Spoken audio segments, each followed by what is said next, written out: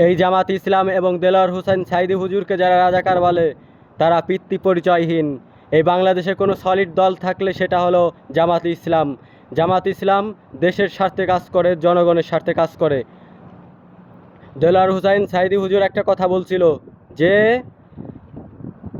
যদি কেউ আমাকে রাজাকার প্রমাণ করতে পারে তাকে কত লক্ষ টাকা যেন পুরস্কার করা হবে। তো কেউ তো দেলোয়ার হোসেন সাইদি হুজুরকে রাজাকার প্রমাণ করতে পারে নাই, তাহলে কেন রাজাকার বলছিল? তারা হলো পিতৃহীন, পিতৃ পরিচয়হীন। এই যে একটা জিনিস দেখেন, ঢাকা বিশ্ববিদ্যালয় সাদিক কায়েম ভিপি হওয়ার পর কতটা উন্নয়ন করছে। আগে যারা ভিপি ছিল তারা এরকম কোনো উন্নয়ন করতে পারে নাই।